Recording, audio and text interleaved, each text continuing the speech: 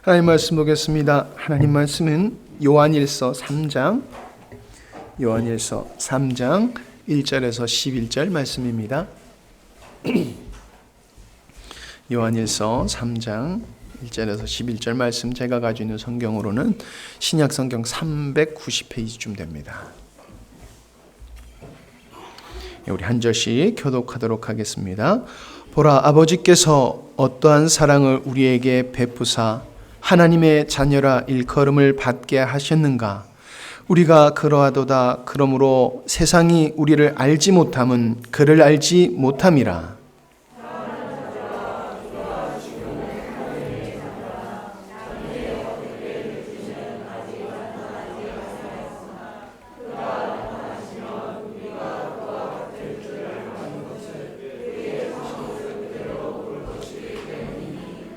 주를 향하여 이 소망을 가진 자마다 그의 깨끗하심과 같이 자기를 깨끗하게 하느니라.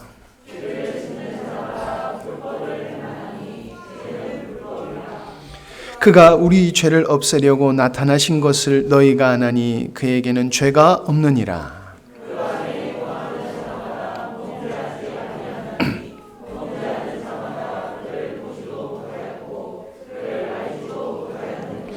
자녀들아, 아무도 너희를 미혹하지 못하게 하라. 의를 행하는 자는 그의 의로우심과 같이 의롭고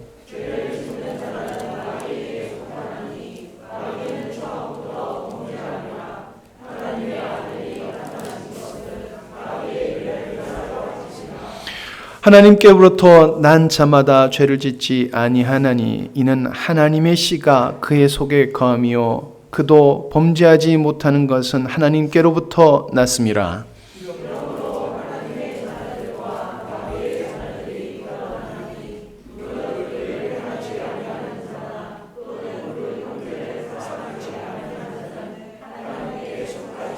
같이 읽겠습니다. 우리는 서로 사랑할지니 이는 너희가 처음부터 들은 소식이라. 아멘. 이 시간 지난 주에도 하나님은 사랑이시다 하는 말씀을 우리가 나누면서 은혜를 받았습니다. 이어서 드리는 말씀이 될 수가 있겠습니다. 오늘 말씀을 개괄적으로 먼저 여러분에게 이해를 돕기 위해서 먼저 드리면은, 오늘 본문 말씀에 보면은 하나님의 아들이신 예수님이 이 땅에 오신 이유를 말씀하고 있습니다. 그것은 마귀를 멸하기 위함이다라고 말씀하셨는데, 마귀의 일을 멸함으로 우리가 하나님의 자녀가 되고, 하나님의 자녀된 자들의 삶은 하나님의 거룩하심과 같이 거룩하고 하나님의 의로우심과 같이 의로운 삶을 살 뿐만 아니라 하나님이 우리를 사랑하심과 같이 또 우리는 이웃을, 형제를 내 몸과 같이 사랑하는 삶으로 나가게 된다라는 말씀이 오늘 말씀의 주 내용이 되겠습니다. 자, 이거를 설명하는 말씀을 이제부터 드리는 거예요. 우리가 2장 25절을 보세요. 2장 25절을 보면 그가 우리에게 약속하신 약속이 이것이니 곧 영원한 생명이라 라고 말씀하고 있습니다. 하나님의 창조의 의도는 뭐냐? 하나님이 인간을 지으셨을 때에 왜 인간을 하나님의 형상대로 지으셨느냐? 결국 하나님은 인간에게 하나님의 영원한 생명을 주심으로 그들을 하나님 자녀되게 하고 그 자녀된 자들의 찬양과 경배를 받으시면서 사랑의 관계를 갖기를 원하시는 것이 하나님의 영원한 마음이시고 뜻이다라고 하는 것입니다. 우리는 구원을 늘 말씀드립니다마는 구원은 천국 가는 것으로만 이해해서는 안 됩니다. 이런 죽어서 천국 간다라고 하는 개념으로만 구원을 생각하면은 하나님의 창조의 의도와는 거리가 먼 그 뜻에 미치지 못하는 삶을 살 수밖에 없어요. 근데 그 죽어서 천국 가는 건 맞아요. 예수님을 믿으면은. 그러나 그보다도 더 깊은 의미가 있는 게 바로 구원이라고 하는 것은 하나님의 자녀가 되는 것인데, 하나님의 자녀가 되는 것은 하나님의 생명에 참여함을 통해서 하나님의 자녀가 되는 거라는 거예요. 믿으니까 자녀라는 신분을 준다. 아니에요. 그 정도가 아니에요. 하나님의 생명을 신기한 방법으로 하나님의 생명에 참여케 함으로써 거듭나는, 하나님의 자녀로 거듭나게 하셔서 우리 안에 하나님의 생명이 있게 하시고 그 생명으로 사는 하나님의 자녀들을 만드는 것, 그게 구원의 실체라는 거예요. 이건 내가 예수를 믿는다라고 하는 수준에 있으면 어린아이예요. 나는 예수님을 믿는다라고 하는 것은 나는 예수 그리스도로 말미암아 하나님의 생명에 참여하는 자가 되었다. 그래서 어떻게 됐느냐? 내가 하나님의 자녀가 됐고 이 세상에서도 하나님의 자녀로 거룩하고 의롭고 참되게 살다가 결국 내가 이 세상을 떠난 후에는 하나님의 영원한 나라 천국에 가게 될 것이다. 이게 성도가 가져야 될 자세다 라고 하는 것입니다. 1절에 3장 1절에 보면 보라라는 말씀하고 있어요. 이건 감탄사예요. 그냥 보라라고 하는 게 아니에요. 야, 얼마나 아름다우냐, 이런 뜻이 거기에 담겨져 있는 겁니다. 어제 사하라 사막을 여행하는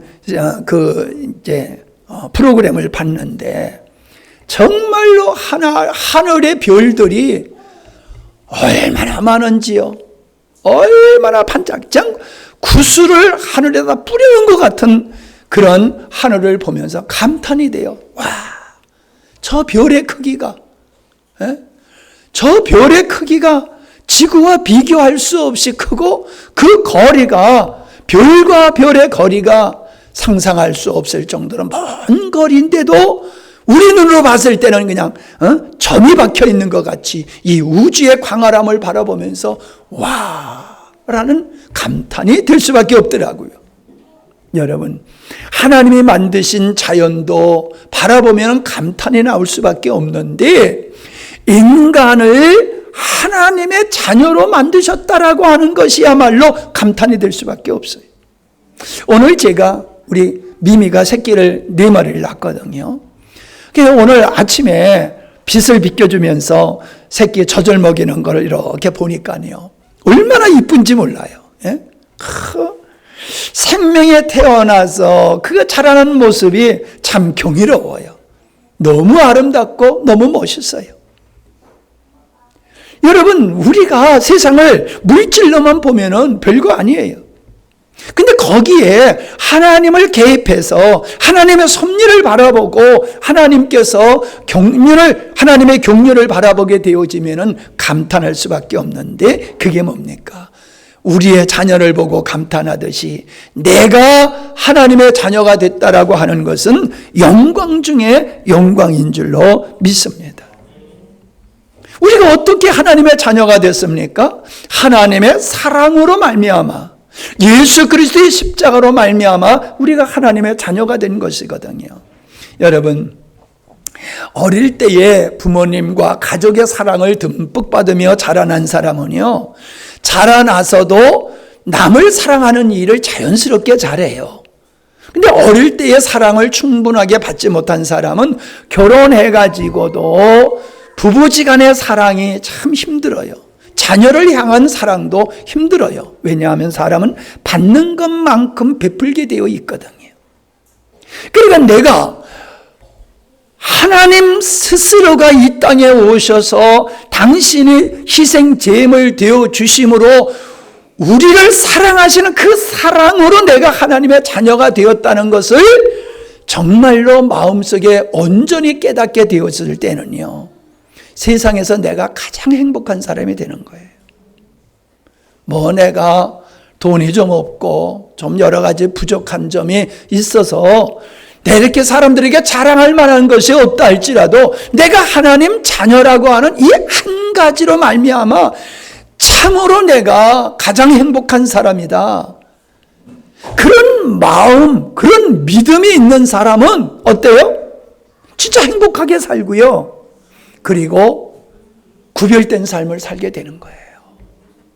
우리를 죄악 가운데서 구원하셔서 어둠 가운데서 사망 가운데서 건져내서 의롭고 거룩한 하나님의 자녀로 우리를 만들어 주셨다고 하는데 우리가 과거로 돌아갈 수가 있냐 말이에요. 에? 과거로 돌아갈 수가 없잖아요.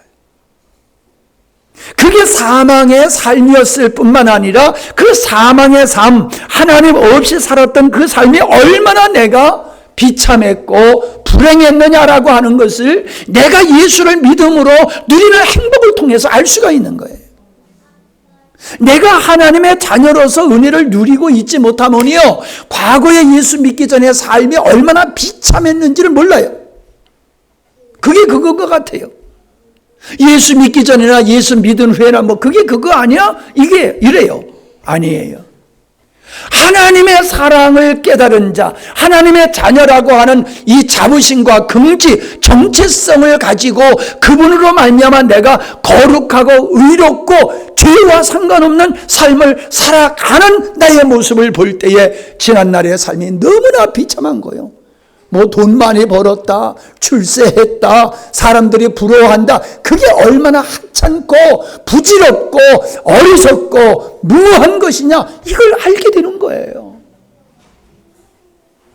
우리가 지난날의 삶에 대해서 그런 인식을 갖지 못하는 것은 내가 지금 하나님의 자녀로서의 하나님의 은혜를 제대로 누리고 있지 못하기 때문에 자꾸 뒤를 돌아보고 그게 좋은 줄로 착각하는 이 불행한 삶을 살고 벗어나지 못하는 것이다 라고 하는 겁니다. 여러분, 2절을 보면 뭐라고 말씀하고 있습니까? 우리가 지금 하나님의 자녀가 됐다. 근데 장래에 우리가 어떻게 될 것은 아직 나타나지 않았다. 그렇죠. 여러분, 우리 자녀들 기르면서 보면은 참 다르잖아요. 어렸을 때 유년 시절의 모습, 청소년 시절의 모습, 청년의 모습, 나이 먹어서의 모습이 전혀 달라요. 내 다음에, 내 미래에 10년 후, 20년 후에 내 모습이 어떻게 될까 아는 사람이 어디 있겠어요? 없지요? 그건 분명히 늙는다라고 하는 것일 뿐이에요. 그런데 그런 육체적인 게 아니라 영적으로 봤을 때는 반대라는 거예요.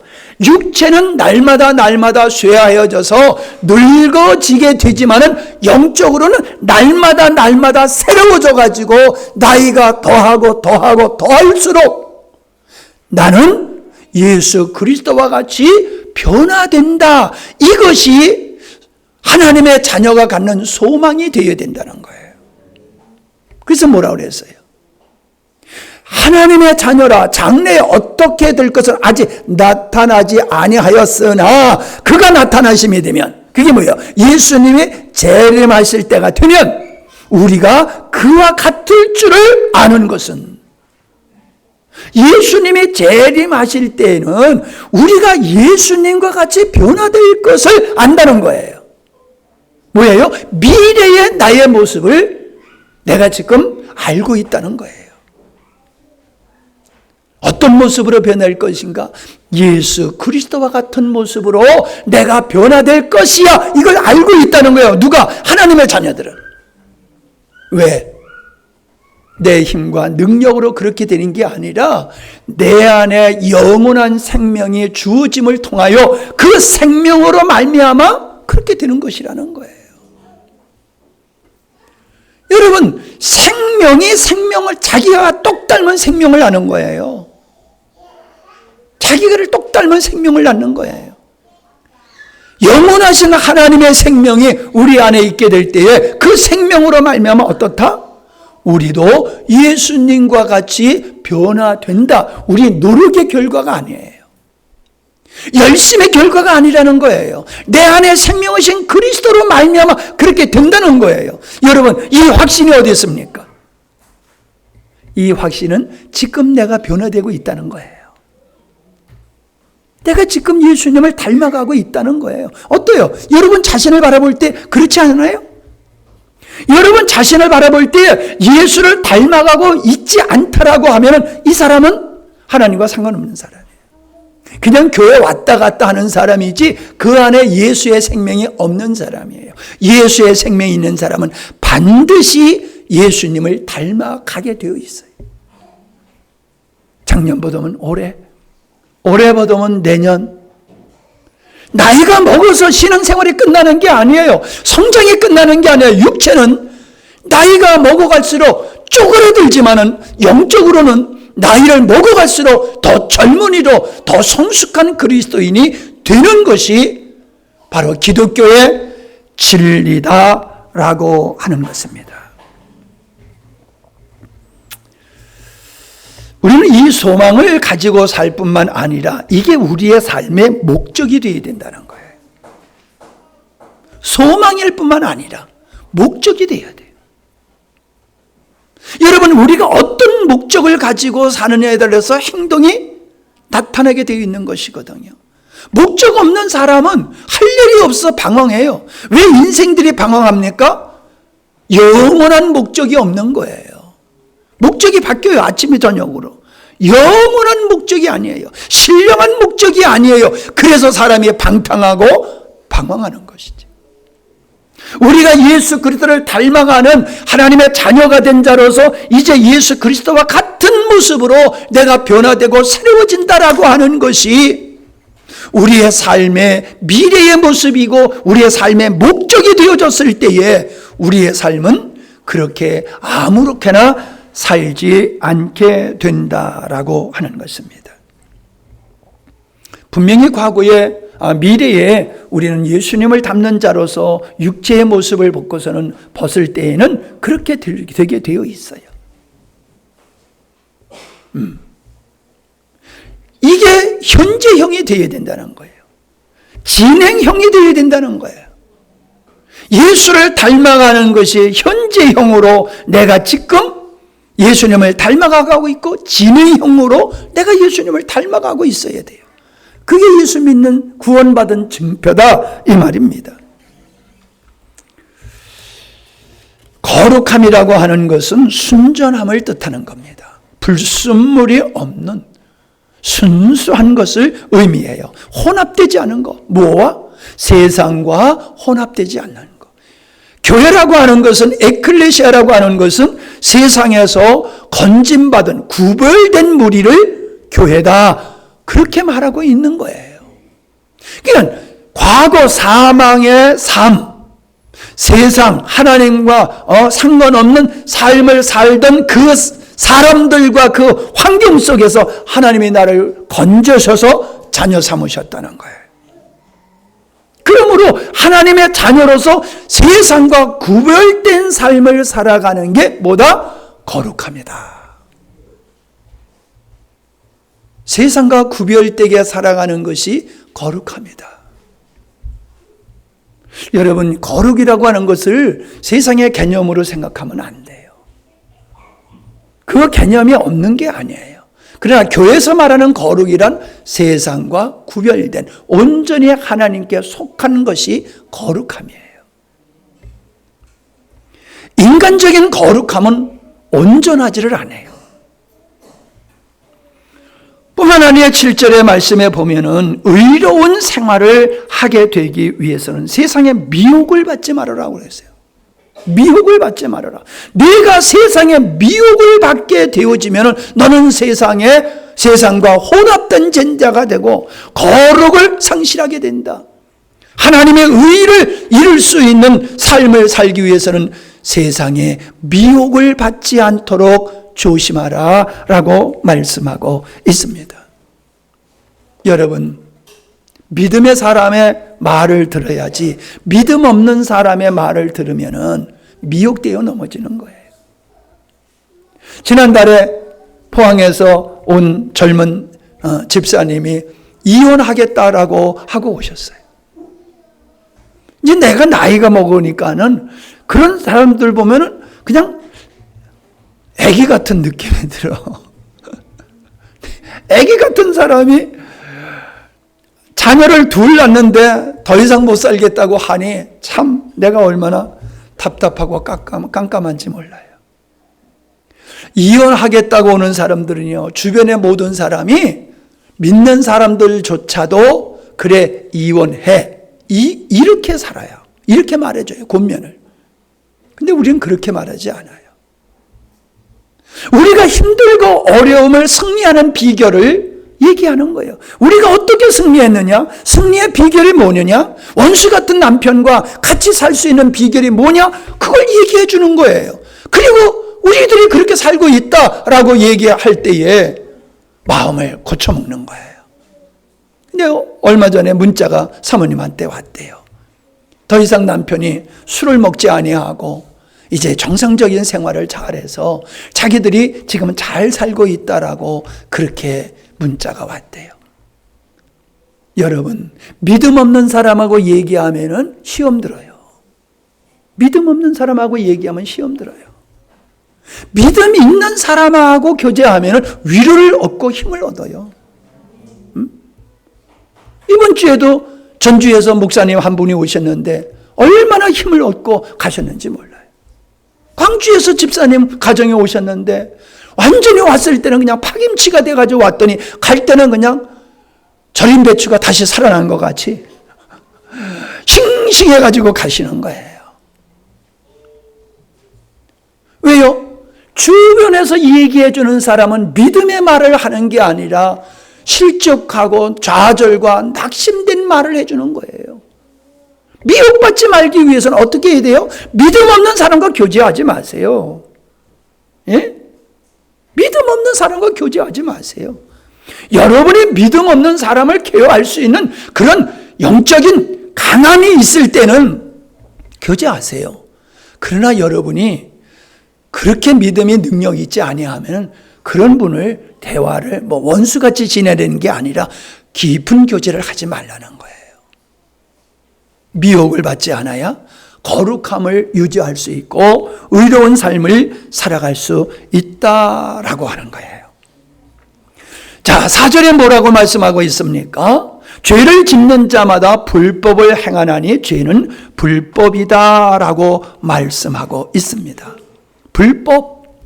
저는 오늘 말씀으로 표현한다라고 하면 세상과 혼합되는 게 불법이에요. 왜? 세상을 본받지 말라고 그랬잖아요.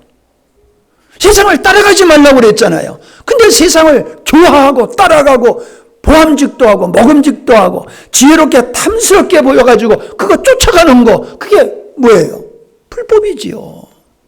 하나님의 자녀가 하나님 자녀답게 살지 아니하고 세상을 부러워하고 세상을 쫓아가는 게 그게 불법이잖아요. 거기서부터 잘못된 많은 행위를 낳게 되는 것이다라고 하는 거예요. 자, 5절에 보면은 예수님이 이 땅에 나타나신 것을 말씀해 주고 있어요. 그분이 우리에게 오신 것은 죄를 없이 하려고 이 땅에 오셨다. 죄를 없이 하려고 오셨다. 또 8절에 보면은 하나님의 아들이 나타나신 것은 마귀의 일을 멸하려 이 땅에 오셨다라고 말씀하고 있습니다. 죄를 없이 한다라고 하는 것은 두 가지 의미가 있지요. 죄로 말미암아 받아야 할 형벌을 주님이 청산하신 것이라는 거죠. 대속하여 십자가에 죽으심으로 우리가 받아야 할 죄값을 예수님이 이 땅에 오셔서 지불하신 것. 그 죄 없이요. 죄를 없이 하게 한다는 첫 번째고, 두 번째는 뭐예요? 죄의 권세로부터 자유하게 하신다라고 하는 겁니다. 그래서 거룩하고 의로운 삶을 살게 하시려고 우리 주님이 이 땅에 오셨다라고 말씀해 주고 있는 거예요. 그러니까 로마서 6장 14절에 보면은 죄가 다시는 여러분의 주인이 될 수 없습니다. 이제 여러분은 율법 아래 있는 것이 아니라 은혜 아래 있기 때문입니다. 라고 말씀하고 있어요. 여러분, 죄는 율법 아래 있는 사람에게만 능력을 행할 수가 있어요.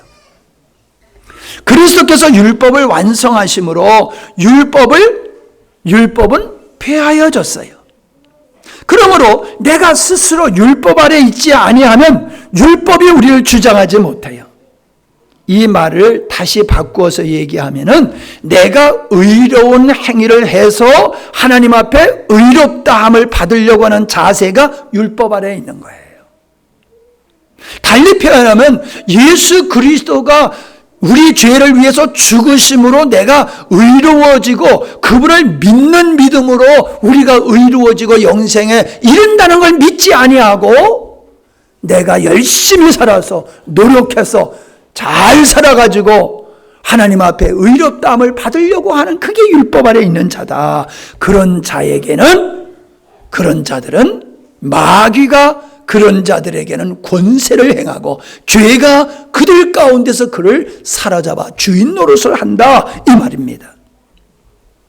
하나님은 우리에게 요구하시는 것은 율법의 행위를, 율법을 준 하나님의 말씀을 어긋난 것을 정죄하시는 게 아니에요.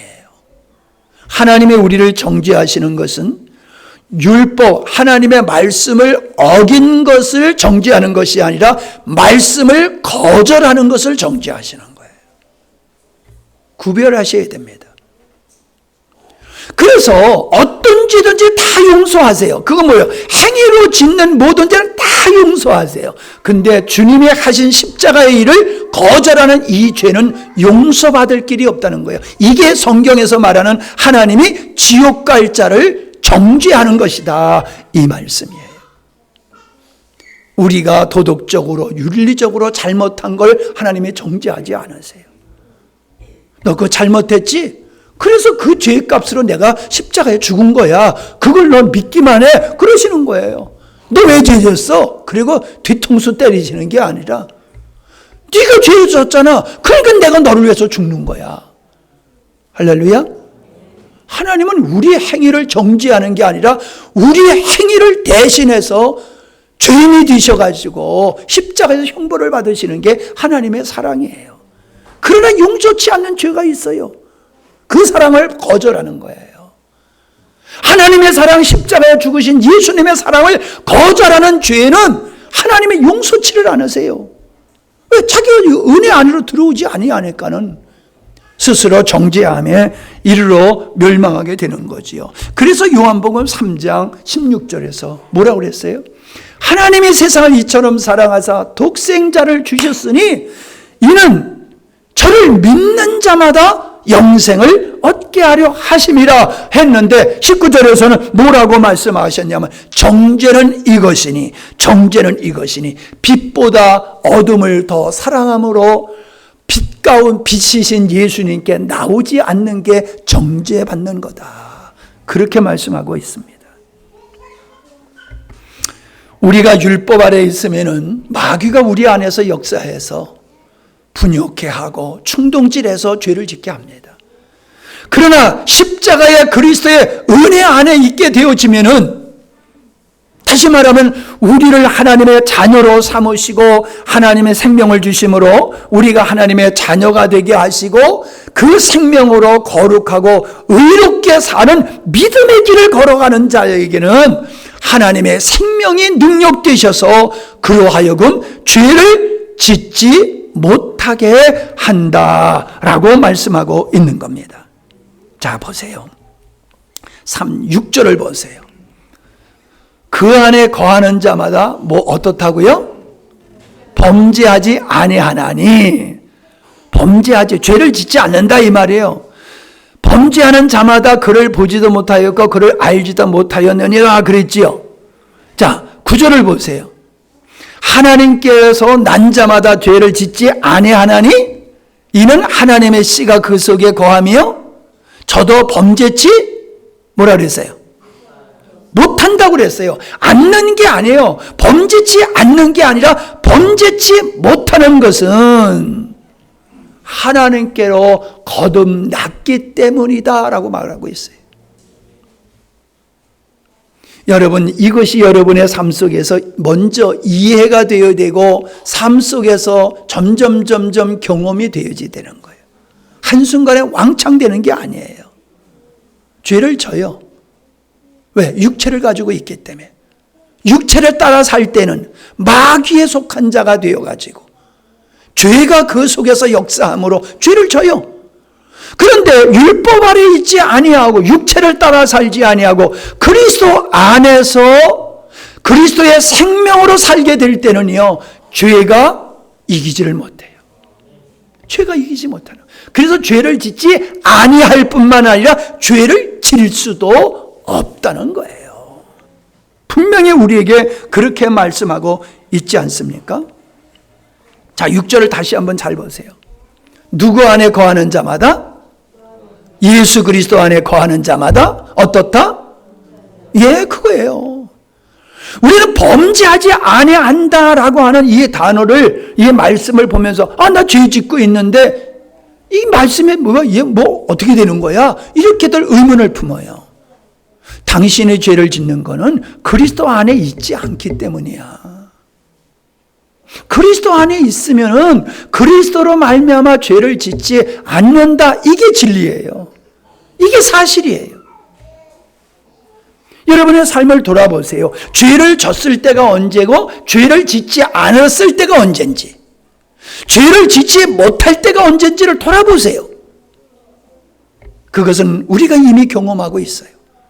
내가 예수 그리스도 안에 있을 때는 죄를 짓지 아니하고 죄를 질 수가 없었어요. 근데 우리가 죄를 짓고 넘어졌을 때는 언제예요? 육체를 따라 살 때요. 그래서 8절에 뭐라고 그랬어요? 8절을 보세요. 죄를 짓는 자는 누구에게 속하였다? 마귀에게 속하였다. 죄를 짓는 자는 다 마귀에게 속해서 죄를 짓는 거다. 성경은 이렇게 우리에게 분명히 말씀해 주고 있어요. 우리 열정이 적어서 죄를 짓는 게 아니라는 거예요. 노력이 부족해서 죄를 짓는 게 아니라는 거예요. 네가 마귀에게 속했기 때문에, 그리스도 안에 있지 아니하고 마귀에게 속기 때문에 죄를 짓는 거야 라고 말씀하고 있어요. 제가 자주 쓰는 표현이 그러잖아요. 내가 원래 부드러운 남자인데 열받게 하니까 내가 열내지. 에? 제가 잘 썼던 말이잖아요. 근데 그건 틀린 말이에요. 죽은 자는 열 안 받아요. 살았으니까 열받는 거지요.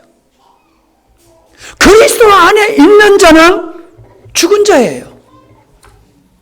내가 그리스도 안에 있지 아니하고 육체를 따라 사니까 열받는 거예요. 옳고 그름으로 바라보니까는 열받는 거예요.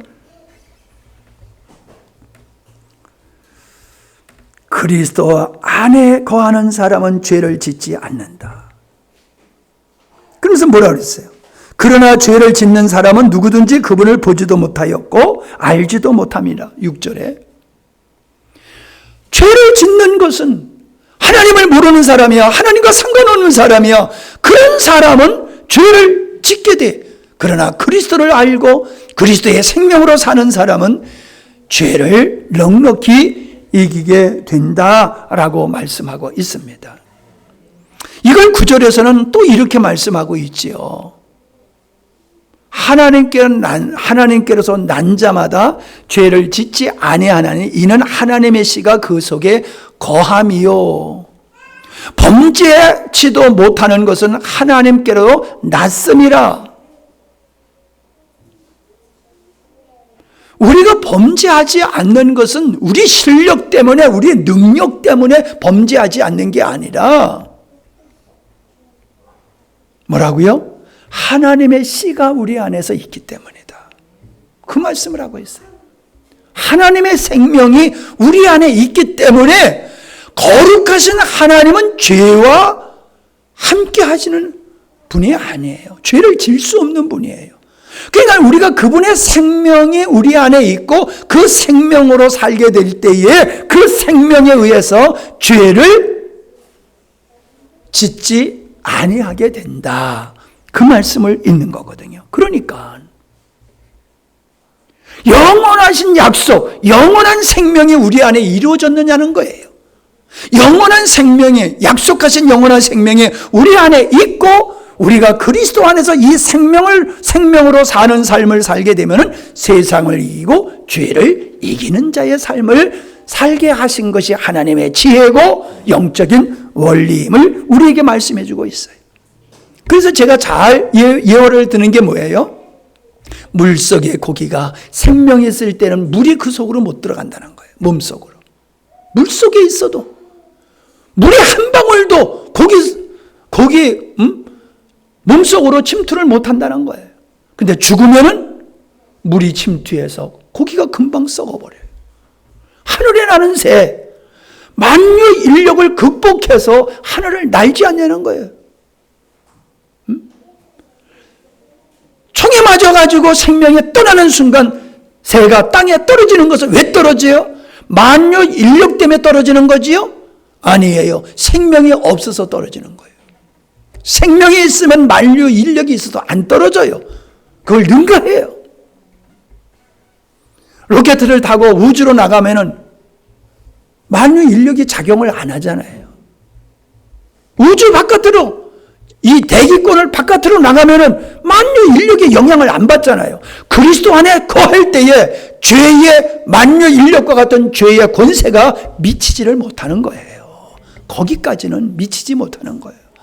우리가 육체 가운데 살고 마귀에 속한 자로 살기 때문에 죄의 권세가 우리를 사로잡고 죄 가운데로 우리를 끌고 가서 우리를 망치게 하는 것이라는 거예요.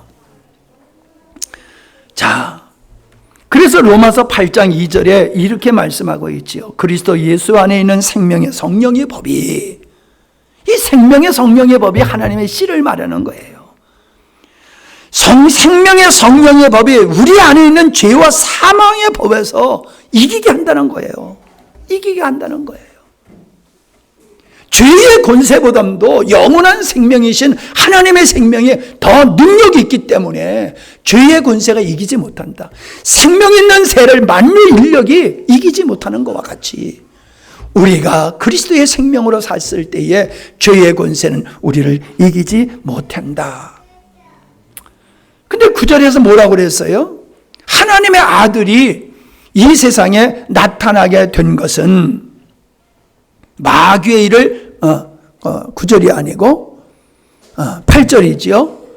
마귀의 일을 멸하기 위함이다 라고 말씀하셨잖아요. 그 마귀가 하는 일이 뭐냐? 마귀가 하는 일은요, 예수님께서 그러셨어요. 죽이고 빼앗고 멸망시키는 일을 하는 거다. 그 좋은 예가 아담의 타락이라는 것이지요. 사람을 미혹해가지고 아담과 하와를 미혹해서 범죄케 했듯이 아까도 그랬잖아요. 미혹을 받지 않도록 조심하라. 마귀는 우리를 미혹해요. 무엇으로? 거짓말로. 위협하고 거짓말로 미혹해가지고 우리로 하여금 어떻게 하는 거예요? 마귀의 종된 삶을 살게 해서 결국은 사망에 이르게 하는 것이다. 그래서 마귀는 거짓말로 사람을 미혹하는 거예요. 그러므로 우리는 진리가 있지 아니하면 마귀의 미혹을 구별하고 이길 수가 없어요. 진리가 우리 안에 있을 때에 마귀의 미혹을 우리는 분별해낼 수 있는 거예요. 저 거짓말이네. 참을 가지고 있을 때에 거짓을 알게 되는 거예요.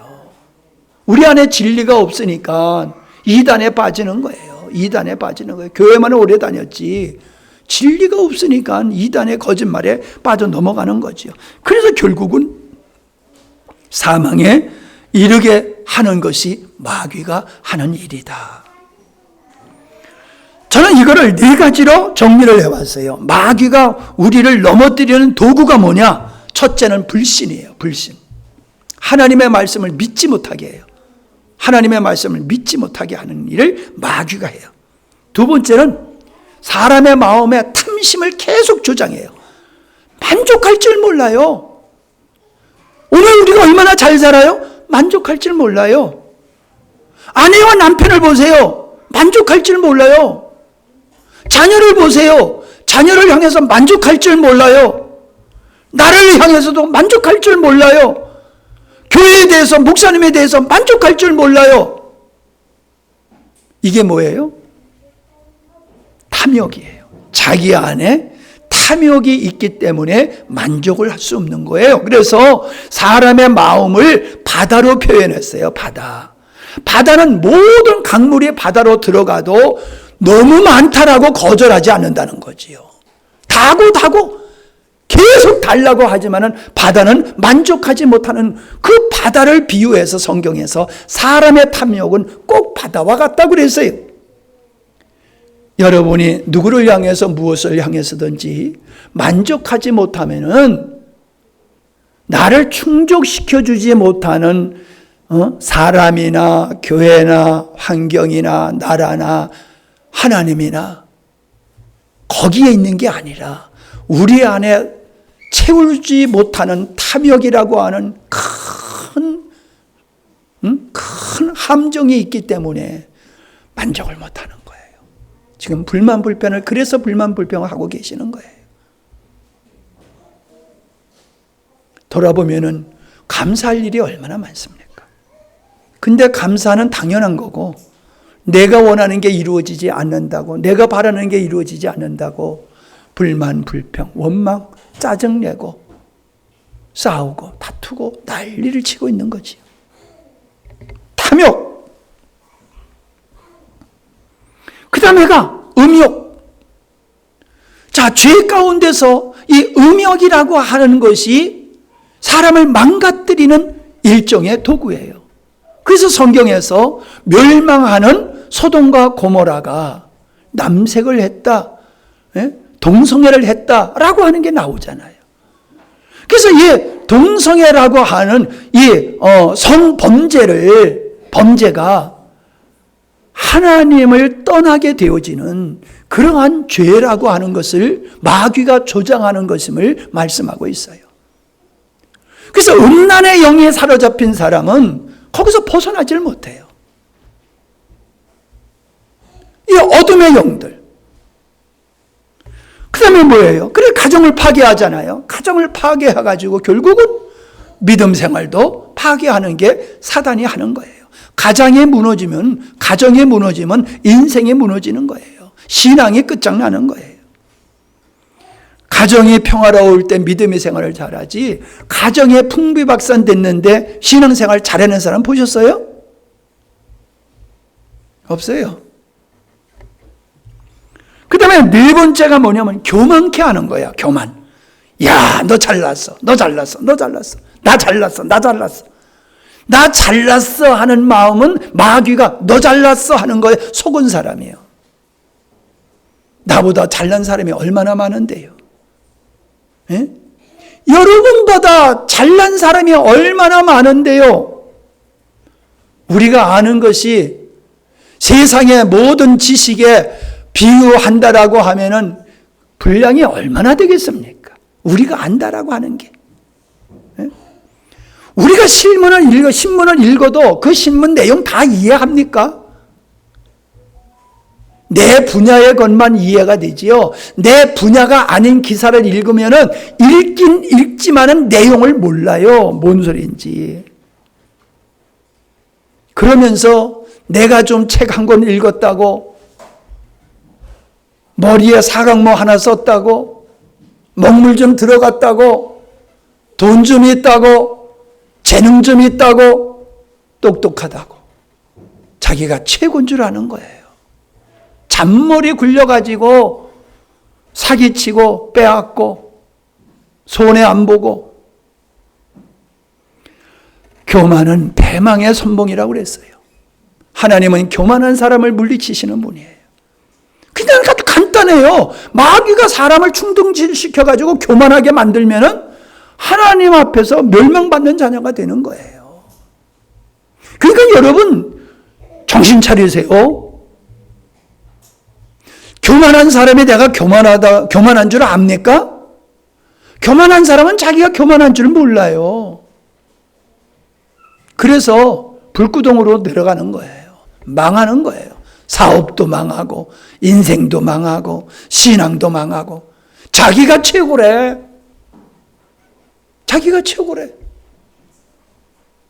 나는 회의했다가 취소를 잘해요. 노예에서 회의했다가 회의할 때 내가 뭔 얘기했다가 그 취소 제가 잘해요. 왜? 들어보니까 저 사람의 말이 더 맞는 것 같아. 내 생각은 이게 맞다고 해서 얘기했는데 저 사람 얘기 들어보니까 그게 더 맞는 것 같아. 나 취소. 근데요, 목사님들 자기가 주장한 거 취소 잘 안 해요. 끝까지 내 주장이 옳다고 별거 아닌 거 가지고 그것 때문에 30분, 1시간씩 토론하고 변론하고 난리법석 쳐요. 본질 아닌 걸 가지고. 다 목사님들은 교회에서 성도들을 지도하다 보니까는 자기가 완벽한 줄 알아. 자기가 최고인 줄 알아. 교회 생활 오래 하면 그래요. 믿음의 생활 오래 하면요, 자기가 최고인 줄 알아. 내가 장로가 되고 권사가 되고 신앙의 경륜이 오래되면은 항상 내가 옳은 줄을 착각해. 이게 왜 그래요? 마귀가 그렇게 충동질하는 거예요. 너 예수 믿은 지가 몇 년 됐냐? 너 성경 얼마나 많이 봤어?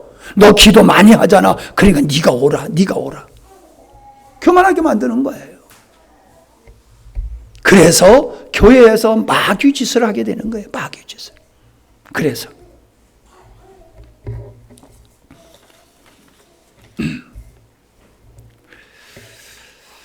죄를 짓지 않는 이유는, 마귀에게 미혹되지 않는 비결은 세 가지예요.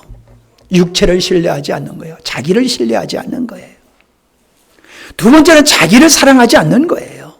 자기를 사랑하지 않기 때문에 세상을 사랑하지 않게 되지요. 세 번째는 영원하신 생명이신 그리스도로 말미암아 살아가는 삶을 살아가는 게 죄를 짓지 않는, 마귀에게 속하지 않는, 마귀에게 미혹되지 않는 비결이다라고 하는 겁니다. 그래서 고린도후서 4장 10절 11절에 이렇게 말씀을 하고 있지요. 우리는 항상 우리의 몸속에서 예수 그리스도의 죽음을 짊어지고 다닙니다. 그것은 우리 몸 안에서 예수의 생명 또한 나타나게 하기 위함입니다. 우리는 비록 살아있지만 예수 그리스도를 위해 언제나 우리 자신을 죽음에 내맡깁니다. 그렇게 하는 것은 예수 그리스도의 생명이 우리 죽을 몸에 나타나게 하기 위해서입니다. 자주 제가 인용하는 말씀이지요. 근데 우리는 이 말씀을 인용하고 있고 많이 들어도 여전히 우리는 그리스도의 십자가를 지고 사는 게 아니라 펄펄 살아있는 존재로 살기 때문에 성령께서 우리 안에서 역사를 하시지 못하는 거예요. 생명이신 그리스도의 생명의 능력이 나타날 때가 언제냐? 내가 죽을 때예요. 내가 끝날 때예요. 그러니까 생명이신 주님이 나타나지 않는다, 말씀대로 내 안에서 이루어지지 않는다는 건 내가 살아있다는 증거예요. 방법을 몰라서가 아니에요. 내가 살아있기 때문에 성령의 역사를 못 하시는 거예요. 성령의 역사를 안 하시는 게 아니에요. 내가 살아있는 것 가지고는 하나님의 역사 아니에요. 내가 죽을 때에, 내가 끝장날 때에 그때 생명이신 주님께서 역사하시고, 그래서 말씀이 내 안에서 이루어지고 하나님의 뜻이 내 안에서 이루어지는 걸 경험하게 돼요. 내가 죽은 것 같지만 죽은 것 같지를 않아요. 근데 하나님은 나를 죽게 하기 위해서, 죽은 것을 깨닫게 하기 위해서 아픔을 주세요. 아픔을 주셔서 그것 때문에 아파가지고 막 씨름하다가 내가 요즘 깨달은 게 그거예요. 이 목사야, 너 안 죽었구나. 네가 안 죽어서 지금 그렇게 힘들어하는 거야. 네가 죽어봐. 잔소리 안 해. 죽은 사람이 들어눠가지고 장례 이렇게 치르라 저렇게 치르라 말하는 송장 봤어요? 죽으면 가만히 들어놓여 있어. 우리가 살아있으니까 자꾸 잔소리하고 고치려고 들고 새롭게 하려고 들고 그러는 거더라고요. 아, 내가 살아있어서 그렇구나. 내가 진정 죽었으면은 내가 다른 사람을 고치려고 들고 잔소리하고 불만불평하고 이게 없는 게 죽은 자의 모습인데 내가 죽은 줄 알았더니 아직도 안 죽었구나. 내가 얼마 전에 깨닫는 은혜예요. 그래서 나는 이제 가장 낮은 곳에서 가장 작은 자로 살라고 하신 말씀이 아니라 이제 죽은 자로 살아야 되겠구나. 죽은 자로 살아야 된다. 이제 내가 좀 다시 살아날 때도 있지만은, 예? 그거 보고 실망하지 마세요. 난 이제 죽은 자로 살려고 해요. 그 여러분은 무슨 짓을 해도 난 이제 잔소리 안 할 거야. 예? 무슨 짓을 해도 나 잔소리 안 할 거야, 이제. 왜? 나 죽었으니까. 나 죽었으니까. 그래서 알아서 신앙생활 하세요, 이제. 예? 무슨 짓을 해도 나 말 안 할 거예요. 주일날 지리산에 가든지 술 먹고 와서 앉아서 코를 골고 있든지 왔다 갔다 하든지 이래야 왔다 갔다 하든지 나 말 안 할 거야. 얼마나 급하면 갔다 왔겠어? 목사인 나도 급하면은 예배 시간 나도 갔다 오는데, 목사인 나도 점심 먹고 나서는 졸려와가지고 이를 물고 껌뻑거리면서 앉아 있는데, 뭐 다른 성도야 안 그렇겠어? 그러니까 힘들면 주무세요. 에? 그러면 내가 저 양반 힘들어서 지금 주무시구나, 입신하셨구나, 그러면 넘어갈 테니까. 말씀의 요점은 그거예요. 내가 살아있기 때문에 주님이 역사를 못 하시는구나. 주님은 분명히 내가 죽었을 때 역사하신다고 성경에서는 말씀하고 있다는 겁니다. 더 재밌는 거는요, 고린도전서 15장 56절이에요. 여기 뭐라고 말씀하셨냐면, 죽음의 독침은 죄요 그랬어요. 죽음의 독침, 사람을 죽이는 뱀의 독이 있잖아요. 독침. 독침이 뭐냐? 죽음에 이르게 하는 독침이 뭐냐? 죄다. 죄가 사람을 죽게 하는 독침이야. 그렇게 말씀하고 있어요. 근데 더 재밌는 건 뭐예요? 죄의 권세는 율법입니다. 내가 율법을 지키려고 하면은 죄가 살아서 그게 독침이 되어서 우리로 하여금 죽음에 이르도록 하는 것이다. 얼마나 재밌어요? 그렇구나. 육체를 신뢰하게 되어지면은 그 육체를 신뢰할 때는 율법 안에 있는 자고, 율법 아래 있을 때는 죄가 득세해가지고 독침을 쏴가지고 우리로 하여금 죄를 짓게 하여 죽음에 이르게 하는 것이다. 그런데 57절에서 뭐라고 했습니까? 감사합니다. 그러나 여러분은 하나님께 감사를 드리십시오. 왜요? 그분은 우리 주 예수 그리스도를 통하여 우리에게 승리를 주십니다. 어떻게 승리를 줘요? 죄의 독침을 빼버리는 거예요. 죄의 독침을. 그래서 사망에 이르지 않게 하는 은혜를 우리에게 베풀었다. 그러므로 여러분은 하나님께 감사하세요 라고 말씀하고 있는 거예요. 사망은 죄로 인한 것인데, 예수님의 죄의 값을 지불하심으로 성도에게는 사망에 이르러야 할 죄가 없어요. 그래서 마귀는 더 이상 성도를 주장하지 못해요. 왜? 죄가 없으니까. 그게 바로 예수님의 부활이에요. 예수님은 십자가에서 죽으셨던 이유가 우리 죄를 담당하시고 죄인이 되셨기 때문에 죽으실 수 있는 거예요. 예수님은 죽으실 수 없는 분이에요. 근데 그분이 죽었어요. 왜? 그분은 우리의 죄를 짊어졌기 때문에 죄인이 되신 거예요. 그래서 죽으신 거예요. 하나님이 왜 죽어? 야, 하나님이 죽어? 말도 안 돼. 하나님이 죽는, 그게 무슨 하나님이야? 그러잖아요. 근데 예수님이 죽으심은 하나님으로 죽으심이 아니에요. 죄인으로 죽으셨지요. 근데 놀라운 게 뭐예요? 예수님이 3일 만에 부활하셨어요. 이 말은 뭐예요? 더 이상 사망에 죄 없는 예수님을 품고 결박할 수가 없는 거예요. 예수님은 속죄의 제물로 죽으셨으나, 죄인 되셔서 죽으셨으나, 그분은 죄값을 지불한 후로서는 그분은 하나님이세요. 죄 없는 하나님이세요. 그러니까 부활하신 거예요. 하나님이니까 부활했다. 맞아요. 그러나 예수님은 죄가 없으시기 때문에 사망 가운데서 예수님은 부활하셨다. 근데 더 재밌는 게 뭐예요?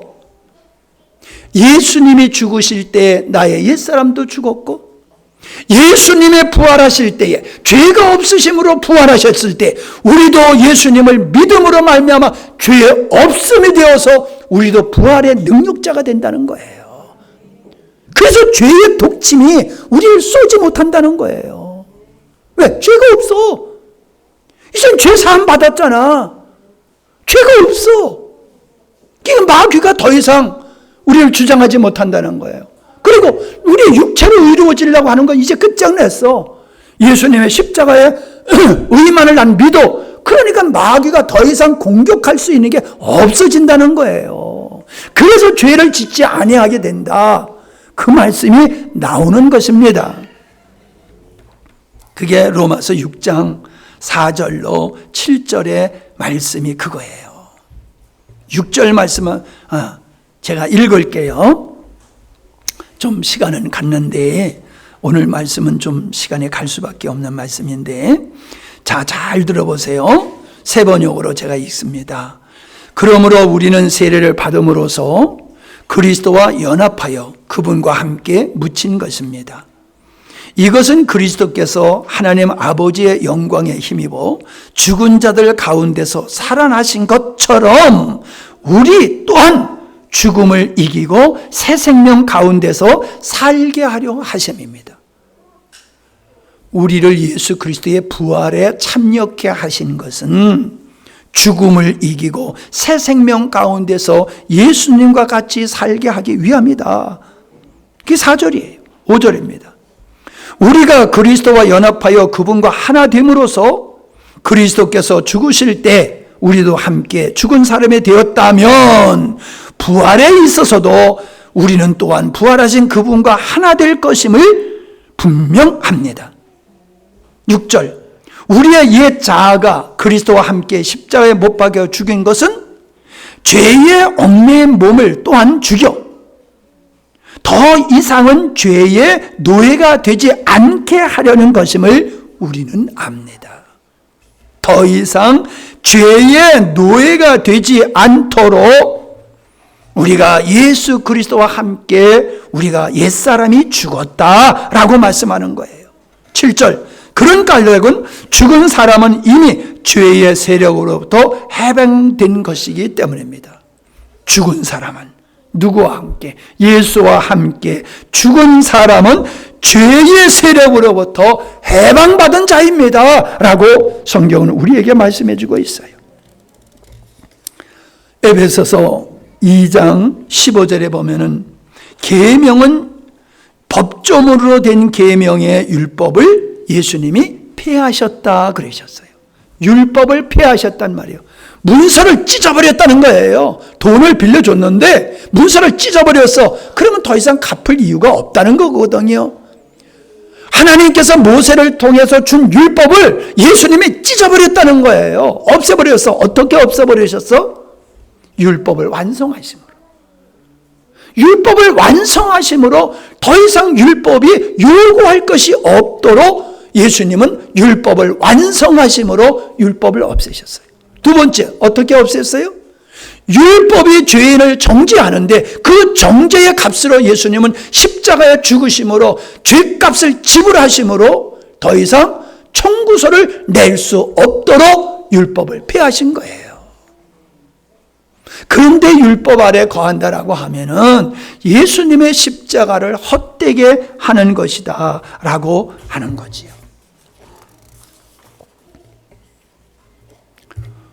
법이 없는 곳에서는 범죄가 이루어질 수가 없어요. 법으로 제정되면은 그 행위가 범법이 되잖아요. 경범죄, 침 뱉는 거, 법으로 제정하지 않을 때는 침을 뱉어도 죄가 안 되는 거예요.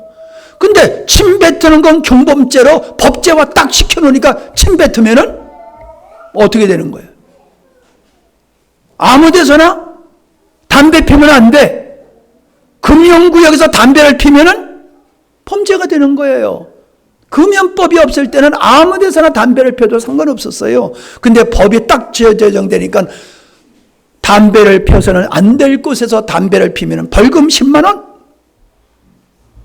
그러니까 율법이 폐하여짐으로 말미암아 율법이 폐하여짐으로 말미암아 정죄함이 없는 거예요. 우리가 율법 아래에 있으면 율법의 지배를 받게 돼. 근데 예수 그리스도의 십자가의 은혜 안으로 들어가면은 예수님이 율법을 폐하셨기 때문에 그 사람에게는 율법을 요구하지 않아. 행위를 요구하는 게 아니야. 거룩하게 살아서 의로워지는 행위를 요구하는 게 아니라 하나님은 믿음을 요구하셔. 너를 의롭게 하기 위해서 내가 십자가에 못 박아 죽었거든? 이걸 네가 믿어. 그걸 요구하는 것이지 깨끗하게 살아가지고 의로워져 이걸 요구하시는 게 아니란 말이에요. 하나님이 우리에겐 법을 요구하시는 게 아니에요. 법을 대밀고 이대로 살아. 이대로 안 살면 지옥이야. 이러시는 분이 아니에요. 믿어.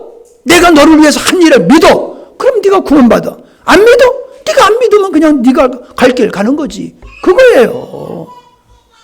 근데 우리는 율법에 찌들어 가지고 항상 법을 만들어 놓고 하나님의 폐하신 율법을 그냥 또 만들어 가지고 거기에 얽매여서 살고 있는 게 인간이에요. 이게 악함이에요. 어리석음이에요. 예. 이제 결론을 맺겠습니다. 10절을 보세요. 10절 보면 이러므로 하나님의 자녀들과 마귀의 자녀들이 나타난다. 구별된다. 그 말이에요. 하나님의 자녀의 모습과 마귀의 자녀들의 모습이 어떻게 드러나느냐? 마귀의 자녀들은 의를 행치 아니하고 형제를 사랑하지 않는다는 거예요. 하나님의 자녀들은 자기 의를 주장하지 아니하고 하나님께로 주신 사랑, 내가 받은 사랑을 가지고 형제를 사랑하게 되어 있다. 이것으로 마귀에 속한 자와 하나님께 속한 자를 구별한다 라고 말씀하고 있어요. 그래서 다음 주에는 난 이렇게 예고해 보기는 참 별로 없는 것 같아요. 다음 주에는 왜 우리가 형제를 사랑해야 되느냐, 형제 사랑이 어떤 거냐, 이 말씀을 다음 주에 이어서 드리도록 하겠습니다. 기도합니다.